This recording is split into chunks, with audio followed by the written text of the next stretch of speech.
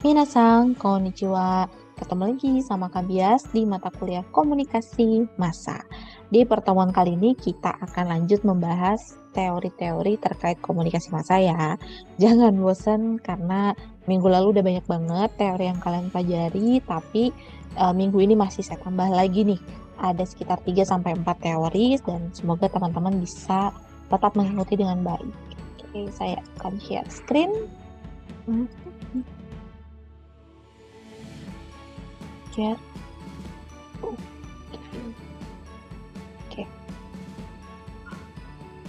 Oke, semoga sudah terlihat ya PowerPoint-nya di layar teman-teman. Oke, kita akan lanjut membahas teori komunikasi massa bagian kedua. Oke, ada beberapa teori yang kita bahas yaitu agenda setting, lalu ada framing dan priming, ini adalah anaknya dari agenda setting. Kemudian teori difusi inovasi, lalu kita bahas mengenai semiotika, dan yang terakhir kalau masih mencukupi waktunya, kita akan membahas beberapa teori terkait media baru. Tapi kalau nggak cukup, saya akan lanjut untuk pertemuan minggu depan. Kita akan bahas yang pertama dulu, yaitu adalah agenda setting teori. Nah, kalau di sebelum-sebelumnya, misalnya di teori kultivasi, kita fokus pada televisi. Nah, kalau di agenda setting teori ini kita bukan hanya fokus pada TV ya, tapi kita lihat bagaimana pemberitaan di media. Bagaimana media itu punya kemampuan untuk memilih, mengarahkan perhatian publik kepada isu, topik, tokoh, atau kejadian tertentu dengan membingkai isu tersebut sesuai dengan kepentingan media itu sendiri. Nah, jadi nih misalnya yang namanya agenda setting itu, media itu mereka punya, mereka tuh sudah mengagendakan kira-kira apa ya yang harus atau apa yang harus jadi perhatian masyarakat di bulan ini, atau apa yang harus jadi perhatian masyarakat di minggu ini, atau di bulan depan, dan seterusnya. Mereka sudah punya agenda seperti itu. Nah, hal-hal yang kemudian ingin dijadikan fokus oleh media supaya masyarakat itu memperhatikan hal tersebut, itu bisa berupa isu, topik, tokoh, atau kejadian. Ya, yang kemudian isunya, topiknya, tokohnya, atau kejadian itu dibingkai, misalnya gini, kita nggak ngomong bingkai dulu deh, ditampilkan terus-menerus dalam waktu tertentu, diulang-ulang lagi beritanya. Jadi orang terpapar hal yang sama berkali-kali sehingga mereka merasa, wah ini penting nih untuk saya ketahui karena ini ditampilkan terus-menerus oleh media. Nah, melalui pemilihan kejadian, topik, dan lainnya itu, dan bagaimana cara menampilkan cara media menampilkannya, akhirnya yang tadinya hanya sekedar agenda dari media tersebut menjadi agenda di masyarakat juga, menjadi agendanya publik. Jadi media mengarahkan publik nih ke berbagai topik yang penting bagi media itu sendiri dan men-setting, dibuat seakan-akan ini loh yang penting untuk kalian ketahui, ini loh yang penting untuk kalian baca. Oke. Dan perlu diketahui juga teman-teman, setiap media mereka punya agendanya sendiri-sendiri. Mungkin ada halnya media itu punya agenda yang sama, hampir semua media punya agenda yang sama, tapi ada kalanya juga setiap media punya agenda yang berbeda. Misalnya gini, oke lah kita selama pandemi karena masalah COVID itu penting, lalu informasi terkait vaksinasi itu juga penting, maka media berkali-kali misalnya atau mengagendakan berita terkait vaksinasi kepada masyarakat supaya masyarakat paham bahwa oh ya this is something important, oh ya ini penting, saya harus tahu, saya kemudian ujung-ujungnya kalau memang memungkinkan saya ingin segera divaksin, seperti itu. Tapi ada masanya juga, misalnya media-media lain lagi rame nih bahas mengenai isu politik, tapi ada loh satu media yang misalnya mereka tetap fokus pada masalah lingkungan. Yang lain lagi ngomongin soal IKN nih misalnya, tapi ada satu media ngomongnya tentang permasalahan kenaikan pajak. Nah, itu adalah agenda si media itu sendiri. Jadi, kalau skala topiknya atau skala isunya permasalahan itu besar, bisa jadi semua media mengagendakan hal yang sama. Tapi balik lagi, media juga punya ideologinya masing-masing, mereka punya kepentingan masing-masing. Bisa jadi dalam satu waktu agenda di setiap media itu berbeda. Oke.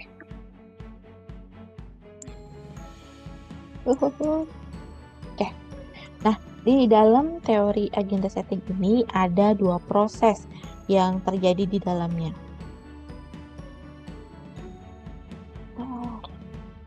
Harus banget ya.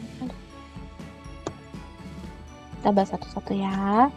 Yang pertama, media massa itu akan mengarahkan publik untuk memperhatikan topik tertentu dengan meliput dan menampilkan topik tersebut. Betul deh.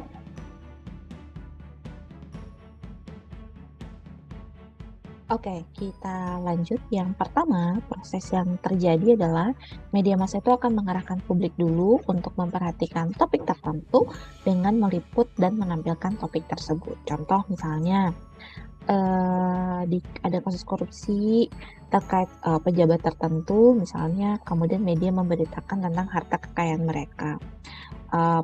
Berkali-kali itu ditampilkan gitu ya, berkali-kali diberitakan harta kekayaan si A, harta kekayaan si B. Wah, ini tujuannya untuk mengarahkan publik untuk berpikir bahwa semua harta kekayaan ini jangan-jangan hasil dari korupsi. Atau ya misalnya hanya sekedar supaya masyarakat berpikir bahwa this is something important, ini sesuatu yang penting untuk kita harus tahu tentang hal ini. Maka dari itu diulang lagi tema tersebut di media. Kemudian atau sebaliknya, media massa juga bisa mengarahkan publik untuk tidak mempedulikan atau acuh terhadap topik tertentu atau isu tertentu dengan tidak meliput kejadiannya.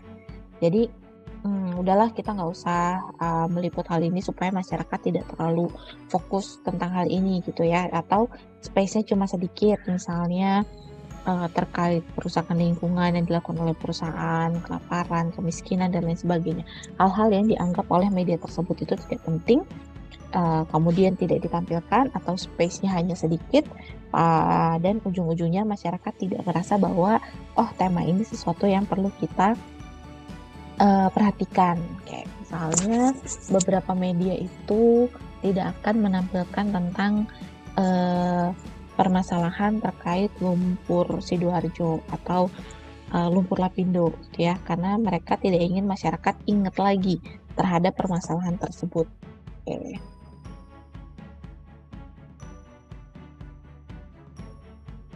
Nah, ini ada beberapa contoh judul dari beberapa kasus korupsi yang pernah terjadi beberapa tahun yang lalu. Misalnya ada judul-judul seperti ini ya, PKS mencurigakan bila SBY batal umumkan profil Bunda Putri.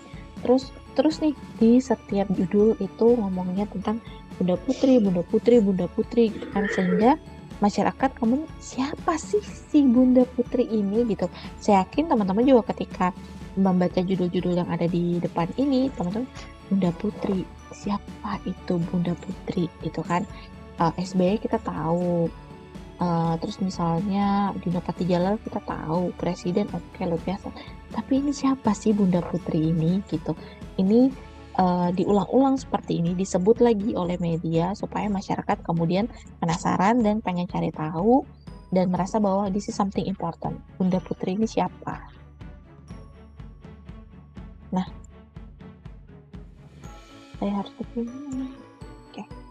Nah, kita perlu pahami di dalam media itu ada yang namanya gatekeeper. atau individu atau kelompok yang punya wewenang untuk memutuskan nih pesan mana yang bisa disampaikan kepada publik.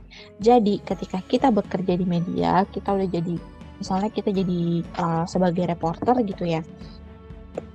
Kemudian kita sudah menulis sebuah berita tentang sesuatu yang menurut kita penting, tapi kalau misalnya beritanya tentang kebakaran misalnya. Kita udah nulis nih beritanya semuanya lengkap dan lain sebagainya. Terus kita sebagai reporter misalnya, buat kita yang penting adalah apa penyebab kebakaran ini gitu. Nah, tapi ketika masuk ke gatekeeper, masuk ke dalam editor, masuk ke dalam nanti editor senior, nanti ada editor pelaksana sampai ke pemret misalnya. Pesan yang disampaikan mungkin bisa jadi berubah gitu. Sampai ke editor misalnya misalnya dia sudah bikin nih satu berita tadi tentang kebakaran, kemudian udah dikasih ke editor, kemudian editornya bilang, bias tolong dong ini dilengkapin lagi atau ditekankan lagi tentang korbannya berapa, lalu bagaimana kondisi korban saat itu kan udah ada Pak, iya tapi belum lengkap, saya mau korbannya lebih lengkap. Nah bisa jadi si gatekeeper ini, editor ini yang ingin ingin pesan yang disampaikan lewat media adalah terkait korban, bukan fokus pada yang namanya penyebab kebakarannya apa, tapi korbannya.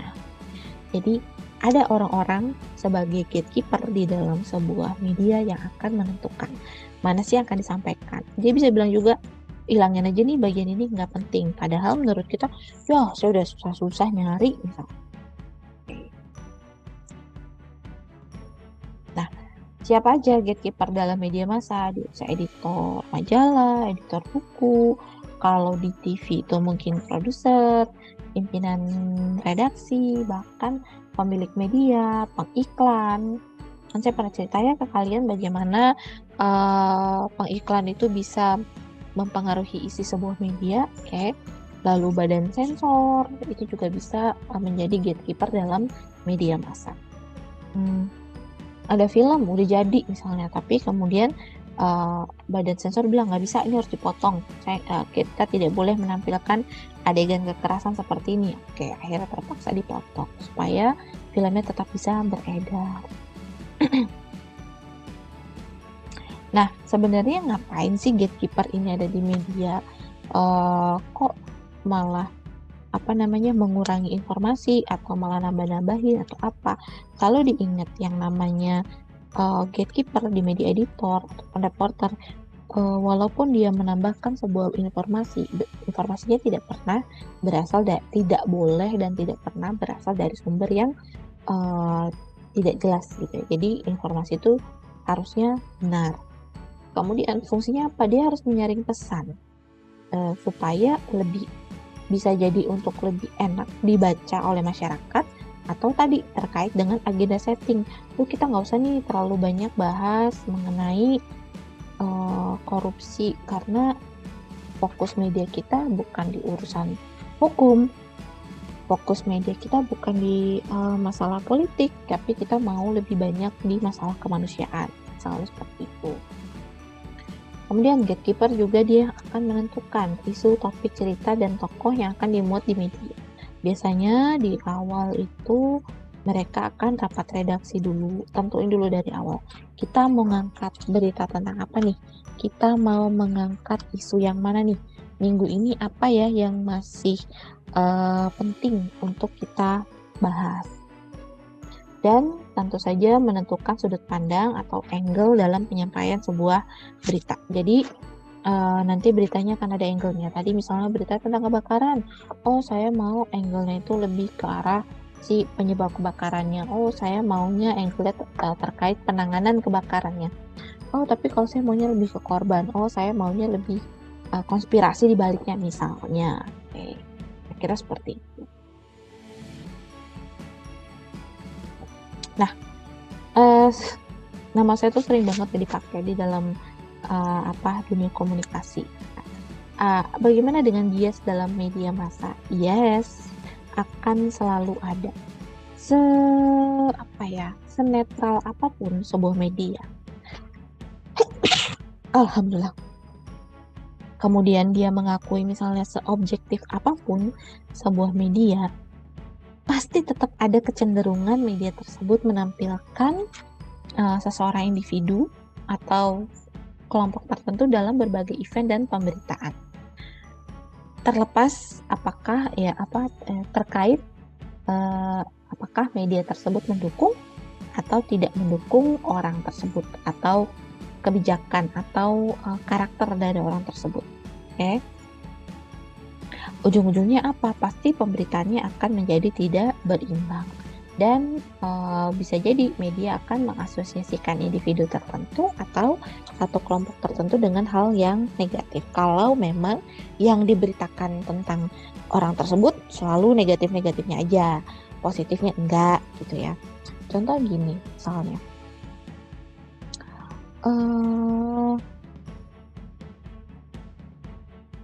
kemarin itu kalau nggak salah ada kasus yang menjerat Hotman Paris ya kalau nggak salah, yang katanya Hotman Paris melakukan pelecehan atau apa gitu kan ya. Nah, apakah hal tersebut ditulis di Kompas cetak gitu ya? Mungkin enggak. Sebenarnya itu sesuatu berita yang penting ya, misalnya terkait pelecehan terhadap perempuan. Tapi mungkin karena Kompas tidak merasa Hotman Paris itu layak untuk diberitakan, ya nggak usah diberitain. Atau porsinya sedikit aja misalnya. Atau justru sebaliknya, kalau ada media yang sangat feminis misalnya, wah ada kasus pelecehan, digembar-gembor misalnya beritanya. Kemudian pemberitaannya bisa jadi tidak seimbang karena yang disebutin lagi masalah masa lalunya si Hotman misalnya, dia itu sering main perempuan misalnya, selalu jalan sama perempuan ini perempuan itu misalnya. Jadi akhirnya ujung-ujungnya pemberitaannya nggak seimbang, Hotmannya juga tidak diwawancara, misalnya nggak perlu lah kita wawancara aja perempuan-perempuan yang mengaku sebagai korban misalnya, dan ujung-ujungnya diasosiasikan individu tersebut dengan hal-hal yang negatif.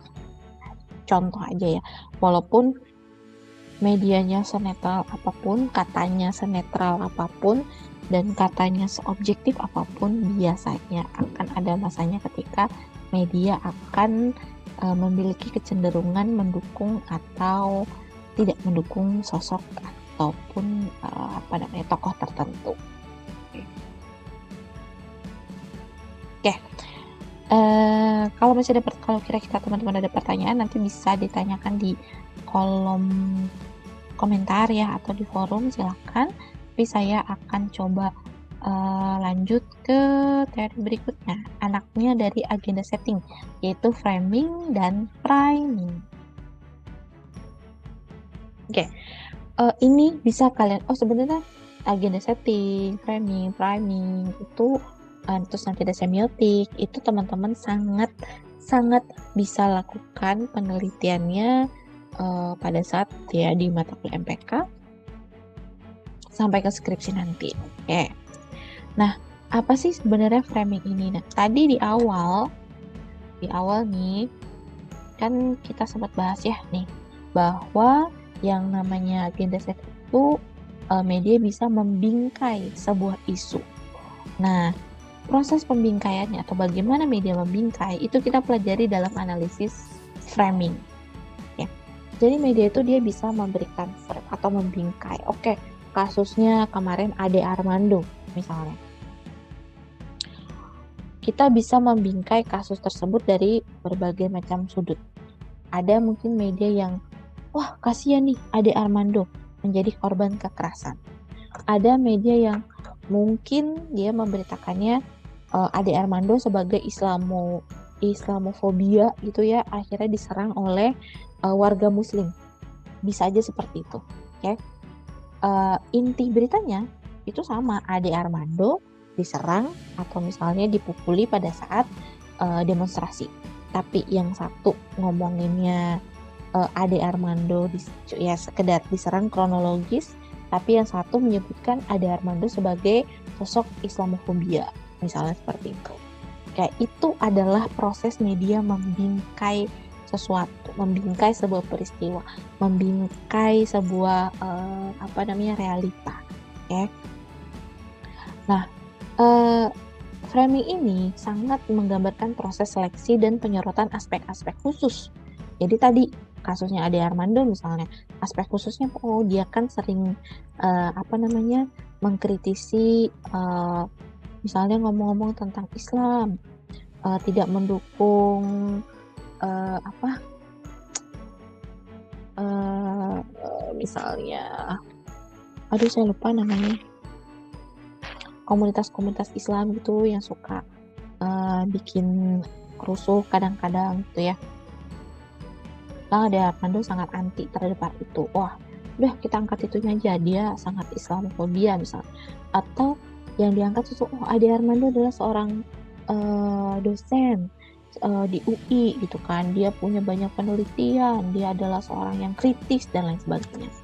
Nah, itu adalah prosesnya seperti itu. Mana yang diseleksi, mana yang disoroti oleh media. Realitanya sama, benar realitanya ada, tapi mana yang disorot. Oke. Nah, ketika kita mau melakukan analisis framing, kita mencoba membedah ideologi media ketika mereka mengkonstruksi sebuah fakta. Kenapa sih yang ditampilkan itu adalah Islamofobianya? Kenapa sih yang ditampilkan itu dia sebagai dosen UI yang sering mengkritisi pemerintah misalnya, atau justru sering mengkritisi pihak oposisi pemerintah misalnya seperti itu. Oke.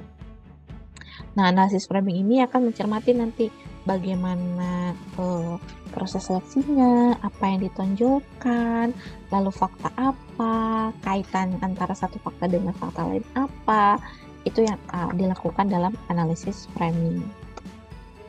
Oke. Kemudian yang kedua, ini adalah adiknya si framing. Adiknya adalah priming. Kalau priming ini biasanya dia sudah lebih fokus lagi. Kalau framing itu dia melihat pada sebuah realitasnya atau kegiatannya, aktivitasnya. Nah, kalau priming biasanya yang dilihat adalah figur politiknya. Jadi ada satu kejadiannya apa, lalu kita lihat bagaimana figur politik ditampilkan di dalam media tersebut. Dan itu yang terbentuk melalui opini publik. Jadi dilihat nih, bagaimana pendapat Anda tentang Ade Armando? Ade Armando tuh gini. Nah, itu diambil tuh opini tersebut, kemudian dijadikan sebuah berita. Ade Armando itu begini, si A itu begini, si B itu begini. Kayak gitu. PKS itu 2, Jokowi adalah apa-apa misalnya kayak gitu. Itu sudah mengarah ke pada priming tadi. Oke. Nah, di video yang pertama ini saya akan selesai dulu menjelaskan tentang agenda setting, framing, dan priming. Kita lanjut di video berikutnya supaya teman-teman gak lelah, jadi bisa pause dulu sebentar. Jangan lupa lanjut lagi di video berikutnya ya, ditonton juga. Buat teman-teman yang udah nonton, boleh tulis nama di kolom komentar supaya saya bisa lihat siapa saja yang sudah nonton, siapa yang belum. Oke, thank you. Kita ketemu di video berikutnya. Dadah!